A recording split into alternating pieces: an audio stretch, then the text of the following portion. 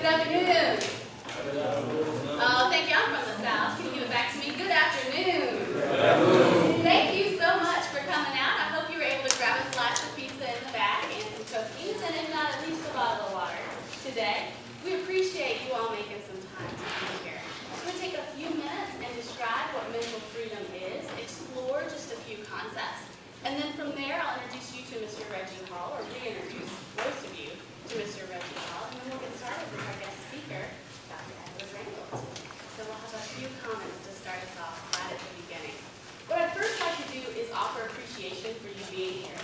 The Mental Freedom Program is new. It's in a few weeks of development, and we're so excited to see support and encouragement across the campus for that. So we're going to have a chance to introduce some of our advisory board members and describe a few elements related to that program today. And we encourage you as we go to continue to help yourself to everything in the back and to some questions and comments as we move forward. A few general comments. How did Mental Freedom start and what is it? It's an intensive mentoring program, and we're so glad to see you here because we hope to call on every single person in this room to continue and build our efforts across campus to make this an inclusive campus. As we move forward with this program, please indulge me with a few moments of history about the program. So I'm Dr. Laura Helvey Mason. I'm the new director for the Office of Diversity and Inclusion. Who knows where my office is? Thank you very much. I'm in the Student Center in room 21. It's the lower level, and it's sometimes hard to get to. But what I'd like to do is encourage you to stop by and learn more. If you want to learn more, you can sign in the back, and I will email you or call you or both because I'm Dr. Laura. If you don't know yet, I will follow up. So there are a few things to think about with the Mental Freedom Program. The very first thing to think about is this idea of what is mental freedom. And the basic idea is breaking out of the own constraints we've built for ourselves or the society sometimes builds for us. So we're looking at how we can break out of those constraints. The program started as the brainchild of Mr. Reggie Hall, and he came to Dr. Jennifer Edwards and to myself, and we have had many meetings to try and get this started this semester, and a lot of conversation in those meetings. Very excited about some of the things that we're doing.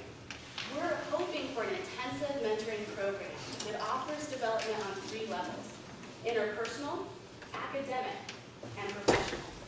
So we spend our first month really fostering an interpersonal dialogue, our second month starting to build a skill set for our professional and our academic side as well. And hopefully we're training mentors that will later turn around and mentor additional students. The goal of the program is a pay-it-forward type of program. So we're eager to get it going. And this is the beginning of our lecture series and inviting the rest of campus to come and see what we've been working on for several weeks now. So September 21st, we inducted 15 members into Mental Freedom. And since then, we've had regular weekly meetings with almost 100% attendance every single meeting, which is very, very exciting. And I'm very impressed about what's going on in those meetings. And like I said, we want to open it up to the rest of campus and show them what's happening, what we're doing. So we've got just a few comments and introductions to make for you. The first, please know that all of the folks involved in Mental Freedom, all of our students had to interview into the program. And they did that with the help of our advisory board. And I'd like to introduce you to those members, some of whom are here today. So we'll walk you through that. First, Dr. Adolfo Benavides, who couldn't be here today, is a big part of the energy behind our advisory board, and we're thankful for him. Additionally, we have Ms. Brenda Faulkner, and she is here. She's the one taking the photographs of you while you're eating your pizza.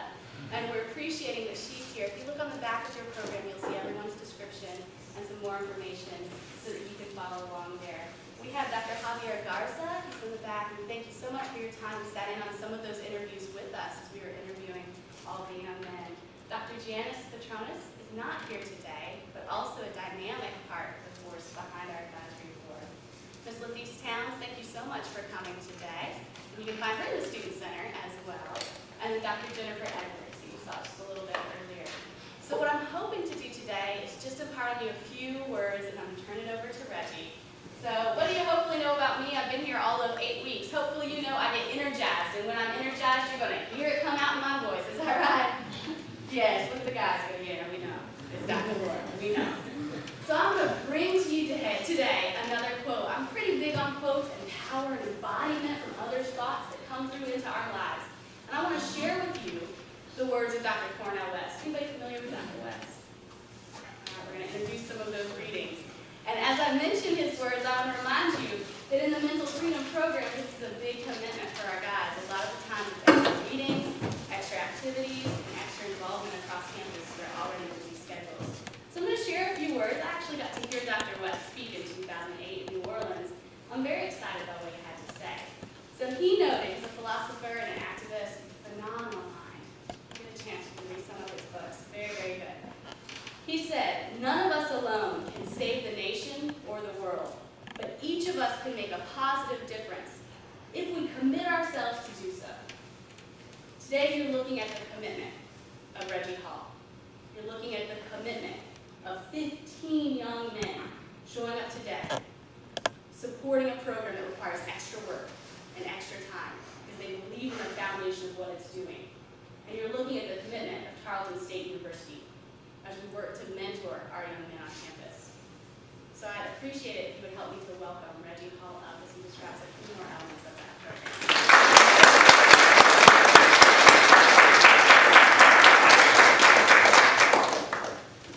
Definitely wasn't expecting any applause for me because this program obviously was my idea, but I had to have some people who would be willing to buy in, who would be willing to trust me with their time, their extra time, even the time that they really don't have, that they decided to make to be a part of the program, that I thought and hope and will work diligently to make sure that they become more successful, that they graduate. And that's one of the policies that I have with some of our guys. And I'm going to talk specifically and very frank with our Hispanic and our black males. They come here and they don't graduate. I think that's a problem because I think you guys have so much potential that is yet to be tapped. And so this program is for that, for you to unleash that potential and network with guys who have the same ideas, have the same goals, have the same passion about being successful. Successful not just in what you're doing on the field or just getting to college, but getting out of college with a degree. Not just out, but with a degree. And that's what this program is about.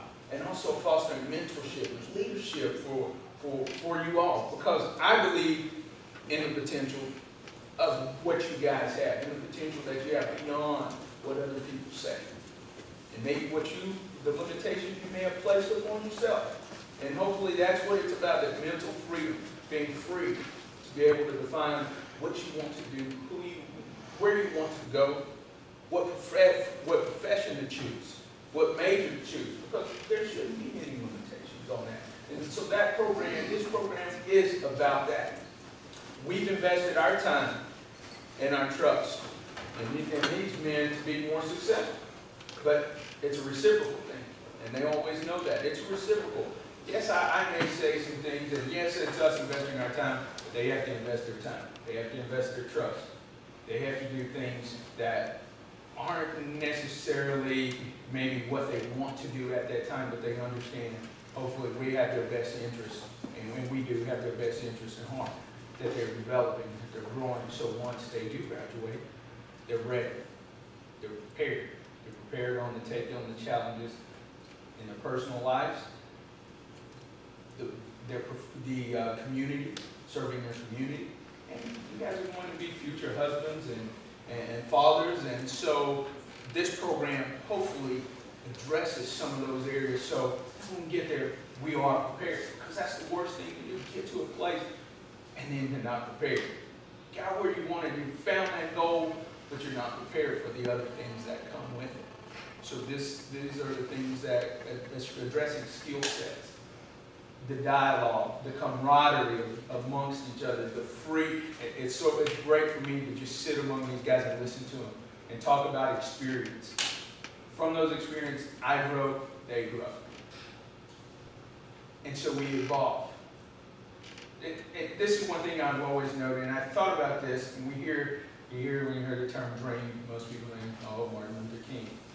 But I think that we all start with a dream. We all start with a dream. We all start with a goal. And so I'm going to share a quote with you. And it's like Dr. Lars, I'm big on quotes. And so these guys will know they hear me say, there must be a great dream. behind every great achievement is a dreamer of great dreams. Much more than a dreamer is required to bring it to reality. But the dream must be there first. So as I said, I know we have dreams. I know you guys have dreams. You have to, but it has to be a great dream, but there has to be a little more to it to achieve that dream. That's hopefully what we're bringing. A little more to make sure that that dream actually exists and making that dream become a necessity. Not just something that I got there and that was the end. I didn't get there and that was the end. But making it a reality and a necessity. That's the different part. And that's what this group, and that's what we, the advisory board, the people who came here even to support you because they believe in what I said or the program. I mean, that's a great thing. So look around, not just to me, but to Dr. Laura, to Dr. Edwards, who left, our advisory board, folks here around you. They're advocates, advocates for your success. Remember that. Always remember there are advocates for your success, and you will see them. There's others, but you will see them. They want you to be successful, but you have to want it more. And so our program is built on that.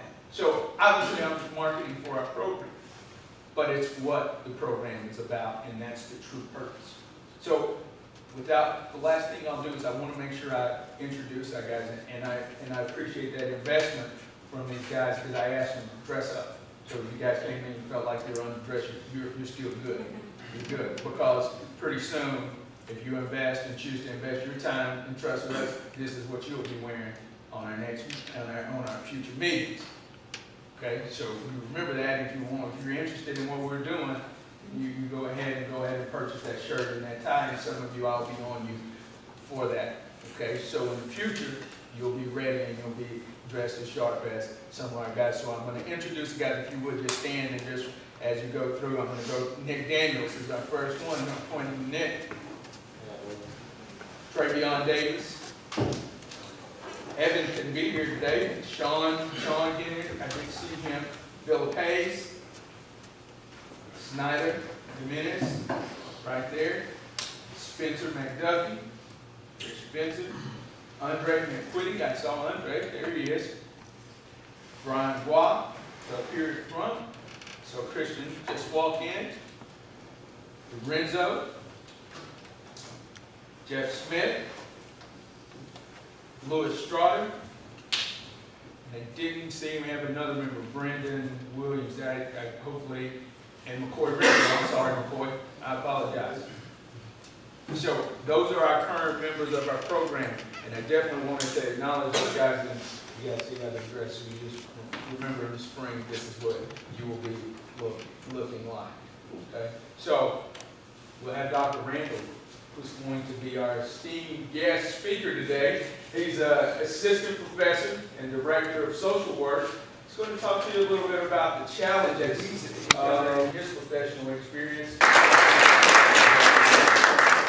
I guess the first thing I'd like to start off by saying is everybody in here athlete? No. Great. I'd like to see that too. Both sides of the fence, right? So another thing I'd like to do is just say everybody's from a pretty big sized town. Small town? Where are you from? How big is it? 2,500 people. Anybody else? Everybody else is from a big town. Does anybody know where Brown is? How do y'all know about Brown? Got it. Yeah, it's pretty small. Huh? That's where I'm from. Okay, I wanted to share a couple things before we get started. Just in how small Brownwood is. Everybody that I grew up with, probably about 10, 15, 20 people, 75% of them are locked up now. 25 to life. Want to know why? Curious? Y'all can talk to me. You don't interact. Don't get quiet. Thank you. Appreciate it. Drugs. Cycle. They wanted to continue the cycle that their parents were influencing them for. I decided I wasn't going to do that. I didn't want to give away 25 years of my life. Not in a second. Why does that make sense today? Because you guys are all here, and you guys are all here breaking part of what I know as a cycle. How many people in here are seniors? Great. Got a plan, got a vision, we'll talk about some of that in a second. One thing I want to share to you, because all you guys, some of you guys are athletes, let's pass that around.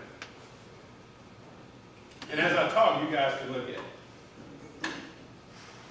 Nothing that I brag about, I don't ever talk about it, but I want you guys to see that. Just some stats. I got to lay the foundation of how important it is for you guys to be in a program like this.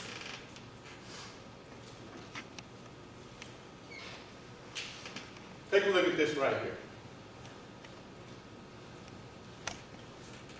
Nothing wrong with that. I'm not discrediting that at all.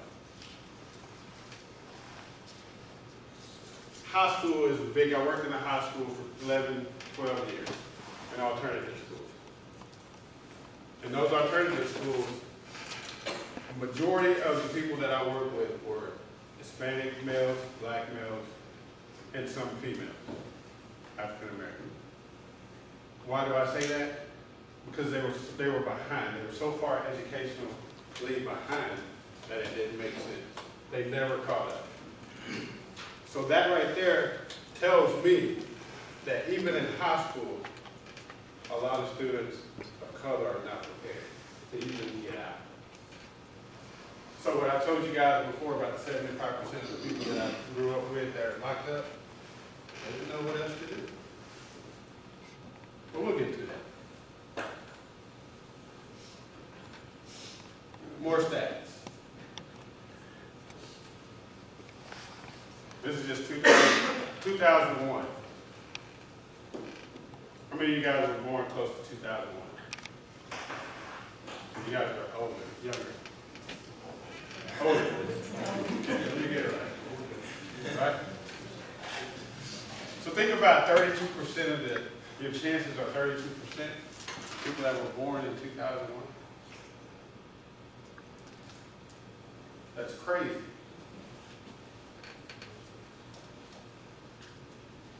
Let's keep going. I'm going to share some others. Lowest among all races. So that tells me a lot. That's why I passed that ring around, because sports play a big key in what attracts African American and Hispanics to college. Right? So when you're recruited in high school, what happens?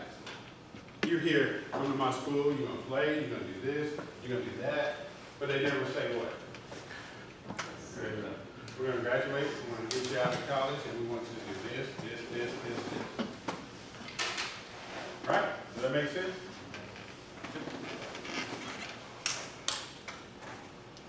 I can agree with Reggie in this. This is one of the things that I absolutely hate. And that's what motivated me. And I'll share a little more about that.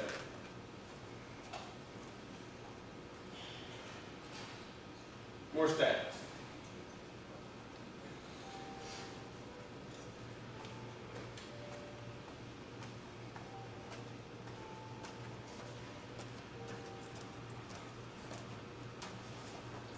Add those two groups together. How much percentage does that make up the prison in jail? Large percentage, right?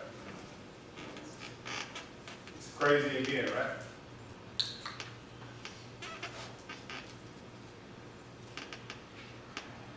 Challenges. College. Some of the things that I faced. Some of these are pretty cut and dry. Financial. Give you a little story. My mom and dad worked in Brownwood at a factory called 3M. Who knows about 3M? Anybody know 3M? Huh? There you go. Stop sign. Right? Reflection. Yeah. My mom and dad worked there for 20 plus years. Neither one actually told me anything about finance. I started my college career at Cisco. Who knows where Cisco? I started there. My mom dropped me off with a trunk.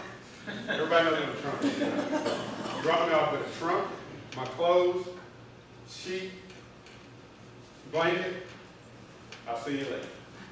Went back to Brown. I had to figure out the financial part. Creative thinking is what I did. Self-esteem. Has this question ever crossed anybody's mind? I'm not sure I even belong here. It did me. I ain't gonna kid you. I did. I said to myself a whole lot of times, do I belong here? I went from Cisco to TCC in Fort Worth. Who knows where that is? Went there. Actually got kicked out of TCC. They told me you can't come back, your grades are too low. Again, didn't know anything about finances, and I didn't think that I needed to be there. Wasn't sure I could even make it there. No one showed me anything about college. That whole thought that when you go through high school, people say, where are you going to college? Where are you going to college? Y'all heard that, right? I ain't hear that. Not at all. You can laugh because it's funny. Yeah, it is funny. I didn't hear that at all. My parents never went to college, or my mom did. I stayed with my mom. My dad went. He played 2 years at Howard Payne. One of the most fierce defensive backs that I've heard come through Howard Payne. At that time, they were Lone Star Conference. They were pretty good. And he was maybe a year from graduating and a couple steps away from getting drafted. He talked about it a lot, so forth. Never told me one thing about college. So we go right back to here. And then all these things start going back. Finances, I still didn't know. He never taught me. Still didn't think that I belonged to go to school. At all. In their education level, neither one of them graduated. So if you read some of the stuff that has been presented and why African Americans, Hispanics don't graduate, some of these things are there. They played a big key in my life. And I say that in an encouragement way. Okay? Not to be, I don't want you guys to leave here depressed like, wow, this is great. No, not at all, because the story gets better. I'll explain. Like I said, my mom and dad never went to college. My dad went and played 2 years, didn't graduate, had 6 hours, 9 hours left. Dropped out, he had to take care of his dad. Dad got sick, he never went back. Started working at 3M, where in Brownwood, he had a lot of money working at 3M in that town. So the last one, I didn't identify what the cycle was. My parents' cycle was whatever. What they gonna tell you? Whatever. I went home, talked to my parents about it, and don't get me wrong, I'm not down on my parents. Some of you guys, I hope, have a different kind of support system. But when I talked to my parents, I told them, I said, you know, I got hurt the first semester. Coach says that if I get hurt again, he's not gonna sign me for a scholarship the second semester. What do y'all think I need to do? What do y'all think they said? No, not at all. They never said anything about working. No. Never said that. Never said that. They told me nothing. You guys think I'm kidding? I'm serious. Do what you think you should do. That was the word. Okay, how many people know that freshman year in college, you don't know a lot? You think you do, right? You think you know the world. I can do this. I don't need anyone to tell me anything. I'm gonna be, I'm gonna be the first round draft pick in 3 years. I thought that too. I'll tell you a little bit about that later too. Here's how I became successful. I began to identify what my cycle was. When I got kicked out of TCC, which is a junior college, academic probation, I said, look, I gotta do something. I started working at Kroger, sacking groceries. And I remember one day being so hungover. I worked at Chuck E. Cheese. One in Fort Worth on Division, close to Division and Philly. I started working there. Now, if any of you guys are the same age as I was, you didn't want kids. At some point, I can say this, hated kids. Because they got on your nerves. And don't get me wrong, hate is a big word, but, you know, growing up, you don't want kids, you don't want whatever. So I used to do that for 8 hours in the game room. So I'm 6'4", 6'5", climbing in the balls all day after kids peed in them all. This is serious. I kid you not. And I had to go in there, dig for all the coins that they lost and so forth. Horrible. And I'll be honest with you, that's when it came to. I am about to leave Fort Worth. I'm going back to Brownwood. I'm going to do something. I did that. Now, I'll share a little more. This helped me too. But in a sense, I said, I got to make this decision. I got to do what's right in this instance because I am not going to be one of those stats. My other option was, I'm not going to get connected with someone and start selling. What's your other option? You know, you're working ain't paying out. You can't hold an apartment working at Chuck E. Cheese. How many of y'all know that? Seriously. I'm kidding, I'm not kidding. You can't. So I said to myself, I gotta do something. I gotta identify what this is. Here's my cycle. I don't feel like I need to be here. I don't feel like I can do it. I can't achieve this. This is too hard. English, I hate writing papers. I can't stand the way they say APA and all this kind of stuff. You can't do that. That's rough. Went through that. So I said, I'm breaking this cycle. No one in my family has graduated. I play basketball. Love basketball. I'm gonna let that start. I'm gonna start there. So I went back to Howard Payne, lived with my mom, started playing basketball.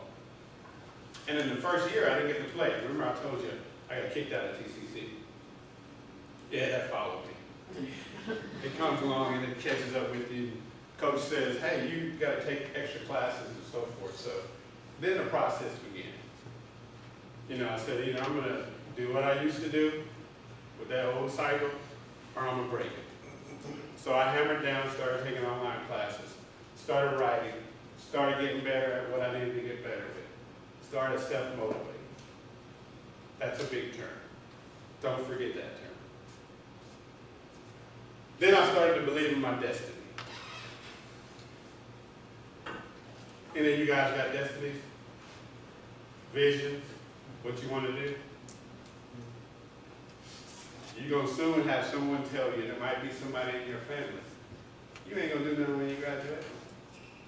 What you going to do with that? I'm serious. That's what you call haters, right? Yeah, I know that. Come on. I know haters. Come on. We can be real. Don't let the suit fool you. I'm serious. I grew up, Brownwood has projects. Even though my parents worked at 3M, we lived in the projects because I lived with my grandparents. Yeah, it's called I Believe It. You can look it up. It's a project. I have to reiterate that. Okay, so I realized that I had a vision. I thought about I wanted to play basketball. How many of you guys have ever heard of Nick Van Exel? Okay, anybody ever heard of Bo Outlaw? Okay, I played against those guys at Cisco. So I thought then, you know, I got my taste of it, I'm gonna go back to college. I'll be ready now. Okay, did that, thought that, said I'm gonna do that. Most of the kids that I talked about, has-beens. Y'all know what those are. Man, in high school, I scored 50 points a game, man. And they had to part. They didn't graduate. They're working at Subway, or, now don't get me wrong, I'm not knocking Subway, because that's a job. I'm not kidding. That's a job. I'm not knocking that at all. But the difference in working at Subway and having a graduate degree, or a diploma, or a bachelor's degree, is a lot different. Does that make sense? That's a difference. Okay? So I'm not knocking that. But those are the guys that I've talked about. And I went to the park playing with them when I lived in Arlington. I was like, ooh, I can't stay here with y'all. So I continued to move around. Then I became, like I said, I got motivated. I got determined. I said, I'm not going back. I'm not pushing carts. I'm not dealing with kids at Chuck E. Cheese. I'm doing something else. I started to invest time in my books. We know y'all have partners. We know there's a lot of partners. One of the things I encourage my niece and nephew is right here. If you don't invest time in the books, you don't have to worry about attending the parties. And you won't walk across the stage, which is the ultimate goal. Right? Here's what you guys are doing now. Building a support system. As I said before, I did it without a support system. And I have a twin brother that looks just like me. He quit when we went to Howard Payne together. Got mad at the coach. I'm done. I'm like, what? What's going on? One day, coach took him out the game. We sat on this side of the bench. He was on the other end of the other team was down there. He walked behind their bench, went all the way around and went into the locker room. I was like, wow. I had to cut him loose too. Don't get me wrong. So I got 3 of those rings.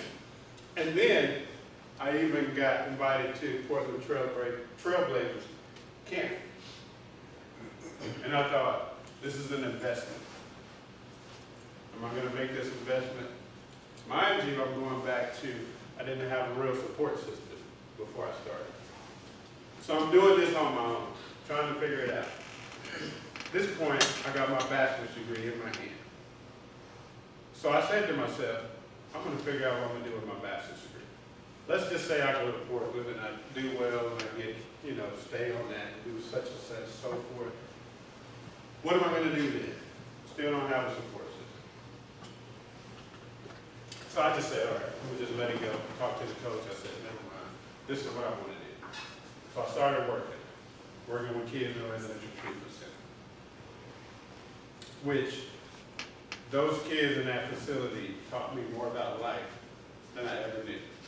Because they had to deal with so much more than I ever thought in my little 4 years of college that I dealt with. I'm talking about all kinds of things. So I started working there. After I did that, I went back and I said, I have to have more options. So I got my master's degree. First person in my family, talking about cousins, generations, so forth, to get a master's degree. Who did I have help me do that? No one, because I knew from this what to do. That laid the foundation. Okay? So even after I got my master's degree, I said, I don't want to be put in a box. I'm going to get my PhD. And I really didn't have intentions on doing that. I just filled out the paperwork at the last minute. And they said, yeah, done. So I was like, great. Now I have a daughter who's born. When I started the program, she's 5 when I'm done. So we're just now connecting. Yeah. But in that sense, you know that. But in that sense, I want to say to you guys, it can be done. That's the encouraging part. I may have sacrificed a lot of things along the way, but I want to say, don't quit. Be determined. There's always going to be something that says, don't graduate. I want to go home. I felt like that 500,000 times. I wanted to leave every week. Every weekend I wanted to go back home. But I'm saying, don't quit. And I didn't want to take up much more time because if you guys have questions, I want to answer. I know Randy said some of you guys have class. That's a little bit about me. These are the challenges and some of the successes that I've had to go through to put me in a position where I'm in. And still to this day, no one else in my family has gotten nothing more than a master's degree. My brother, twin brother, I finally pushed him hard enough that he got his master's degree. So, I'm here, I'm supported. You guys need something from me, you can either, I'll leave my information for Ray, email me. If some of you guys come forward, let me know. I'm there, I'm on that campus too. If some of you guys go as far as Waco, let me know. I'm there too. So my point is use me. If you guys need something, use me. I don't mind. That's what it's all about. That's what I call throwback. Okay? Please do. All right. Thank you.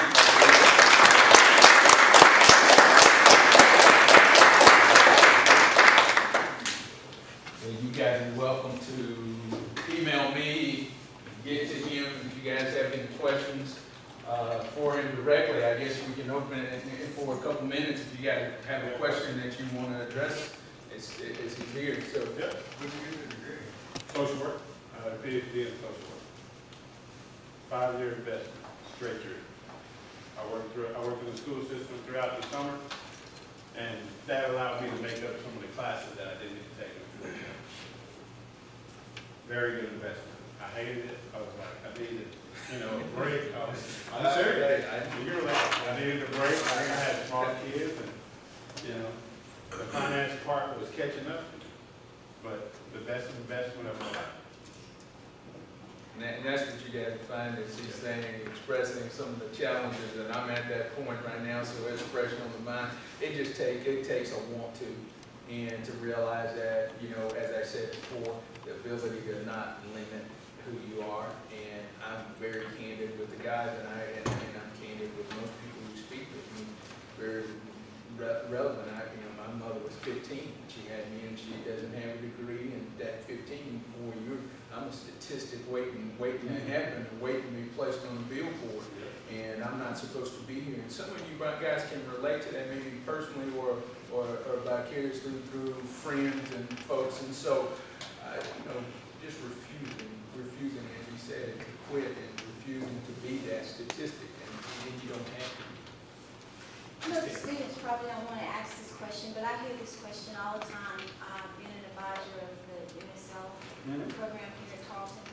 What was your strongest desire to succeed, especially being in a predominantly white institution? Why you succeeded at getting your degrees, and who did you look to try to keep you focused while you were there, since you didn't have that additional support outside? I'll tell you, one of the things that really kept me grounded was I was attending church. I helped the guys at the church redo the inside of the church. We were building, and it was falling apart. It's like a 110-year-old church. So I got connected there. I lived there, but I didn't have the support while I was living there. So I just channeled that energy into something else. And I actually, like I said,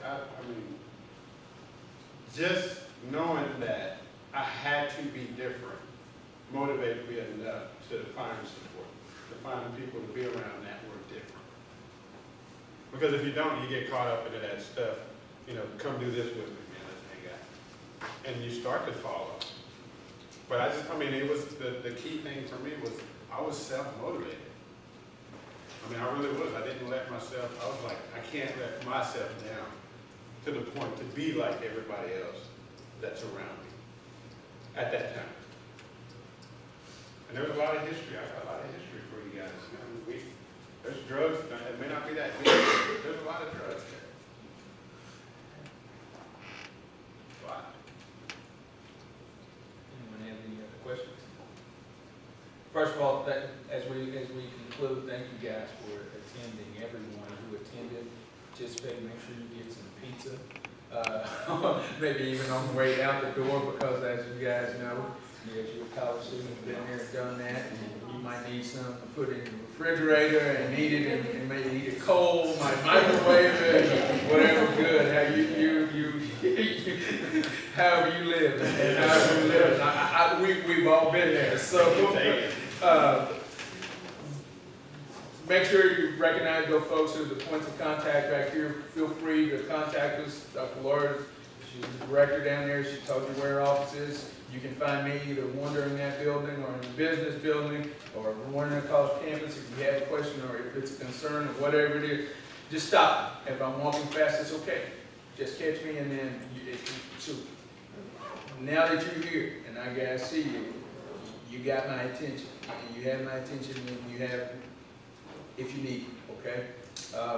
Our upcoming events, and this is a general meeting, we, on the 24th, in the Thompson Student Center on the bottom floor, right across from Dr. Laura's office, we have Diversity in the Job Search. They're hosting an event. That's open to that's where our guys will be. We won't have a meeting now that we will be with Dr. Laura, so we're going to talk about skill sets. So that's open to you guys. If you want to attend, that's a general session meeting. So if you want to go, that's kind of my upcoming event. Love to see you there. I'll be there. Come check it out. Do we have to dress up? You good? I don't think so. Is that? Absolutely not. Come, if you've got a resume you want to bring with you, that's great. Bring questions. We're going to be talking about a lot of different things, including how do you find the right place to interview with? What do you think about the values of diversity that you're going into the job market with? What about the benefits? How do you ask those questions? And how do you handle certain questions in an interview that they probably shouldn't be asking you? We're going to talk about some of the skill sets that you can bring forward. So bring whatever you've got with you. For y'all who are interested in SBSLC, please stop by and see me before that session and we'll talk about your resumes. And if we throw out anything that you didn't know what it was, stop me asking, okay? So that's great with me, so I appreciate you guys, and appreciate everybody for coming, Dr. Mann.